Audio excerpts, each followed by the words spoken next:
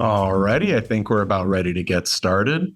Thank you again, everyone, for joining today's edition of Counter Chat. I do want to take a moment to introduce the gentlemen that are on with me today. We have Josh from our customer success team, Preston from our product team as well. They will be helping guide us through today's presentation. So, going into a few housekeeping items, a reminder that all attendee lines will be muted for today's presentation. Not to worry, please feel free to submit any questions you may have through the Q&A section of your Zoom control panel located on that left-hand side, and we'll make sure to address any questions during the Q&A section at the end. As well as a reminder that a recording of this session today will be shared by email as well.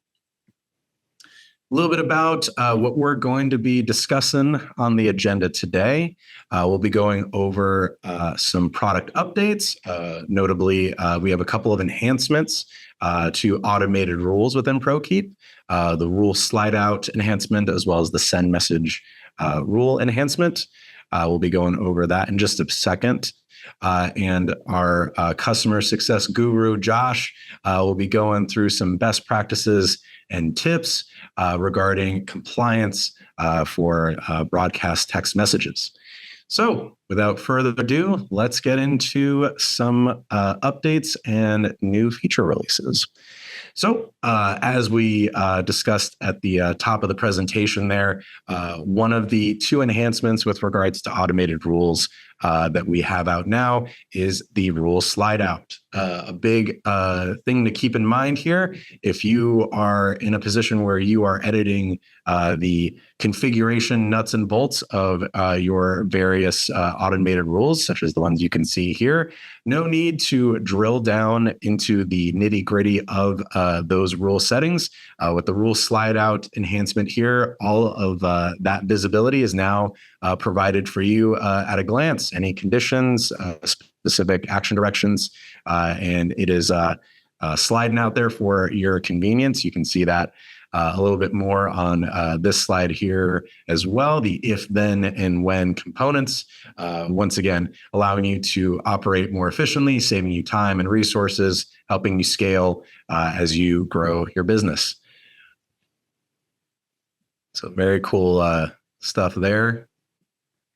Going into the second enhancement for automated rules that we have, the send message rule, allowing you to send a specified templated message to a contact when they have reached an appropriate designated time in their customer journey. As you can see here in the example, say there's a conversation that you have that has been fairly dormant, an inactive conversation, having a pre-prepared templated message triggered and ready to go at the appropriate point in that customer journey, similar to other aspects of automated rules where you are saving time and resources and helping you scale as you grow your business. A reminder as well that these messages function like system-generated messages, so they're not coming from a specific user and are fairly more high level in terms of like similar to system-generated messages. You can see a little bit more of like what that looks like in the screenshots here, and very excited about these enhancements with automated rules, and as well as all the awesome things that folks like Preston and our product team have on the horizon. So going into the next section of our presentation, I'm going to turn things over to Josh, and we are going to talk through some broadcast text message compliance best practices. Take it away, Josh. Thanks, Mike, and thanks everyone for allowing me the opportunity to speak with you this afternoon. Very much looking forward to giving you a brief introduction into some of the key attributes and characteristics of what it means to use broadcast text messaging within Prokeep, but in doing so in a compliant way. So there, of course, are a number of laws and regulations, both in the United States and in Canada, that ultimately we, as users of SMS messaging, are expected to be good stewards of. I won't bore you with the details of each of these things, but if you'd like to look into them more, or if you feel like consulting legal advice, these would be the types of things that we, as those, again, using a solution like Prokeep to send mass text messages through our broadcast text messaging feature, are expected to abide by and adhere to.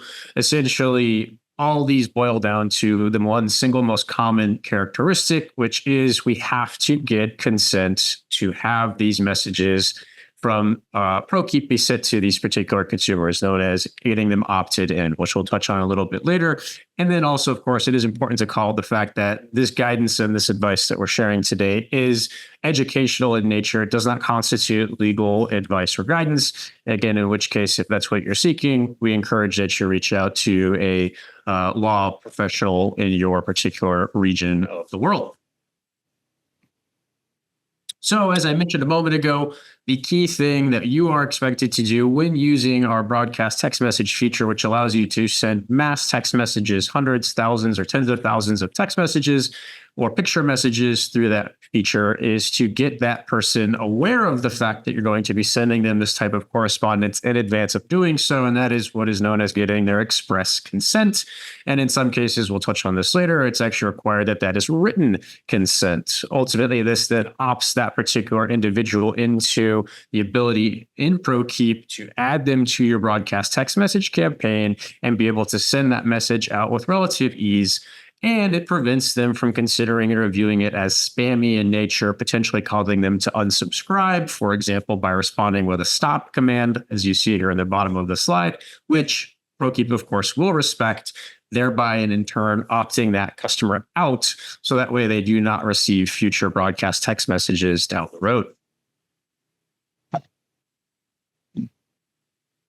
Now, there are a few different types of messages that Prokeep can send. Of course, the most common and frequently used type of message is Prokeep is our conversational messaging, which is essentially when we take that branch line and we enable it to send and receive picture messages as well as text messages. Those are one-to-one in nature, and therefore they are deemed as conversational. However, in the context of broadcast text messaging, we have two types of messages. We can send informational messages, such as informational events that you have coming up, weather closures due to hurricanes or snow or things of that nature. Maybe you're extending the operating hours of a particular branch. You want to remind folks that they have an order that's ready for pickup at will call, or for instance, the upcoming deliveries that you maybe have going out the next day, just to give your customers an opportunity to add anything to that delivery order. Secondarily, we also have promotional messages, another type of one-to-many message campaign through broadcast text messaging. These are more sales or marketing related messages, things like a promotion for a particular brand or manufacturer, sales on specific products that you may be offering in the coming days or weeks, or for instance, incentivizing your customers to place an order through a text message or online, giving them, say, 10, 15% off of that order in doing so. Those would be more promotional messages in nature. We call these out, and we'll expound on this in a moment, because they do have different criteria that you must adhere to from, again, that compliance and regulatory standpoint. So let's talk about informational messages a little bit more in detail here, what those compliance best practices are. Informational messages are just that. You are simply informing the consumer of something, like a change in your hours, a tech tip, an industry-specific update, for instance, what's happening in the HVAC space with respect to refrigerant regulations and laws. These are great messages to send when you are wanting to drive brand awareness with your customer base, as well as provide other methods of value to those customers, and helps connect with them in a way that does more than just trying to convince them to make a purchase or buy something. And it helps inform and educate as opposed to buying and selling of things. Now, with informational messages from a compliance standpoint, we do still require consent in order to opt these customers in. However, it is not written consent that is required. For instance, your consumers can provide permission and consent over a text message, an email, over a form on a website. They can also give that to you verbally as well. But if preferred and it's easy for a tracking standpoint, they can also provide written consent. Ultimately, what's important with these is that your customer is aware of the fact that they'll be getting these messages, the types of content they'll be receiving from these messages. Again, the purpose being is to ensure that they don't consider that message spam and therefore report that to their cell phone carrier and potentially cause that message to become undeliverable down the road. So again, as we touched on earlier, we'll dig into this just a little bit more for another type of informational messages, which is the events and purchase reminders type of informational messages. So as you can see here, we have an example of an upcoming training session that we're hosting for a particular topic that we want to drive technicians to attend. This is a great example of an upcoming event that we would encourage our customers to attend, and we would send out as a broadcast text message of the informational variety. Another great example, my personal favorite, is, as I mentioned earlier, we're doing deliveries tomorrow. I would send a text message through a broadcast to those customers to notify them of the fact that that delivery truck is ready to go and will be out at some point later today or tomorrow. And again, giving them the opportunity to add anything additional to that particular order if they need to before that is delivered to their particular location. Now let's talk about promotional messages, which do have a little bit of a different compliance requirement as discussed earlier. So we'll go ahead and go to the next slide. So the main thing to know about promotional messages as to, is it informational or is it promotional, is, are we trying to get the customer to buy something or purchase something? Essentially, are we asking them to spend their money in some way, shape, or form? If the answer is yes, it is promotional in nature. So with that, key things to note here is that the first message is sent by the non-consumer. That would be you as the business operator or as the marketer sending these broadcast text message campaigns. They are typically a one-way alert, meaning there's not necessarily action that that customer would have to do as far as responding to that message. However, of course, within Prokeep and a broadcast text messaging feature, they can reply and you can respond back to them as well. And again, if it is promoting a brand, a product, or a service, be it a sale relating to those things, those are just, again, questions that you can ask yourself to determine, is it promotional as opposed to informational? Moving on to the next slide. There's a great example here of one of our customers who ran actually a contest to acquire opt-ins for these more promotional oriented messages. So you can see here they have a form on their website that ultimately allows them to capture the contact details as well as provide a disclaimer about the types of messages that they'll be receiving and that they are promotional messages. It ultimately gets that express written permission or consent from that end consumer. So that way, when they do receive those messages, they know what to anticipate and they will ideally elicit a reaction of hopefully a sale with your customer. And another way, of course, that you can do this within Prokeep is instead of having a form, as I mentioned earlier, if it's in writing, the customer can actually take your broadcast text messaging toll-free number. And if they text the word start to that number, that will opt them in as well. And that is another form of written permission or consent, opting them in for those types of messages. Awesome.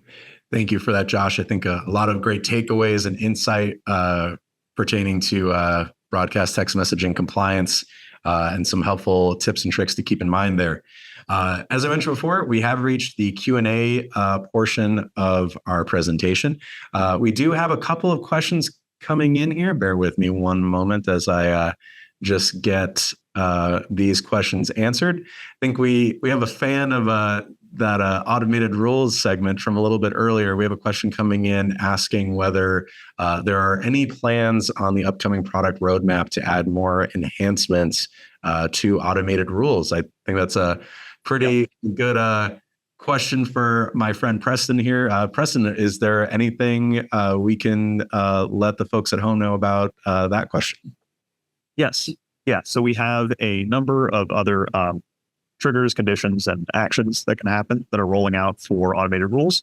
We expect all of those to be, for this first wave that we're putting out, done mid next month, out in production and available to everybody here. They are things like transferring to a specific user. So if a message has gone quiet for too long, you can transfer it to a different group. With some of the cool stuff we talked earlier about sending a message as one of the actions that can be taken. that could turn into, if they message, let's say you message me, or the message gets claimed by me, then I can send my own unique auto reply. That is a Preston auto reply. So if you want a more customized experience, you can turn off those account wide auto replies on message claim and have people, when I claim a message, I want to say, thanks for reaching out. This is Preston. I'm product manager. Here's how I'm going to help you. So you can customize your auto replies in that way. There's a number of other cool use cases. They'll be up on our knowledge base. They're going to be driven more by like what you can do with it, not just sort of a list of criteria. It's going to be driven by what actually makes sense, what you could use for your customers. So those, again, the first round is going to be done mid next month.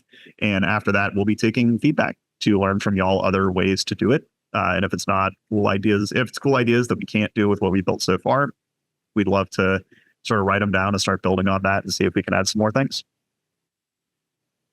Awesome. Thank you, Preston. You heard it here first. A lot of exciting additions to automated rules coming on the horizon here. We do have another question coming from, I think, a question that we might have spoken to a little bit earlier in the presentation.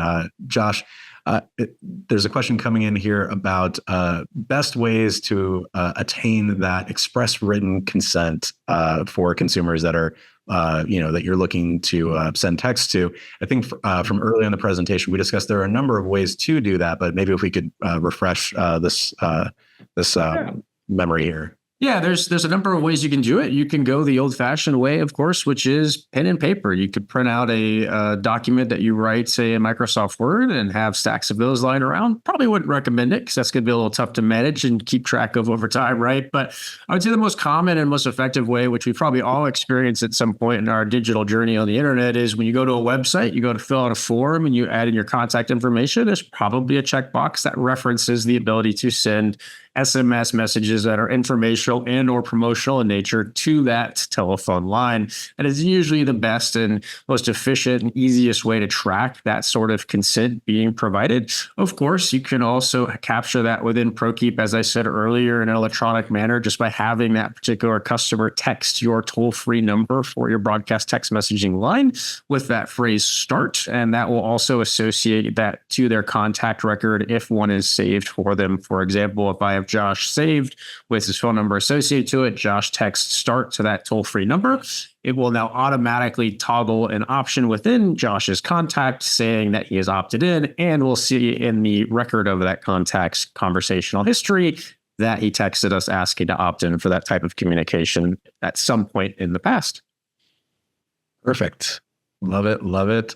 I do think we have time for one more question here. I think we have one more left in the queue. For folks that are looking to learn a little bit more about, maintaining their compliance, making sure that they're staying on that compliance track. I think we had mentioned before, certainly don't want to replace anyone's legal counsel in any sort of formal matters, but I believe there are some resources that we called out to earlier, and certainly some resources within our blog article that you can see on the Prokeep website that we allude to there that certainly we want to make sure folks take advantage of. Josh, anything to add on that side of things for folks looking to just consult those additional resources? Yeah, absolutely. So there's two things that I would suggest. One, Mike, as you mentioned, is we did recently publish a blog post that tries to summarize it again in more of an educational manner, highlight the key and most pertinent pieces of information to know as a marketer or anyone for that matter wanting to use broadcast text messaging. What are the do's and what are the don'ts? So we'll make sure when we provide the recording following today's counter chat to include a link to that. The other and most helpful resource in my experience is the CTIA, which is a consortium of the major wireless carriers here in the United States.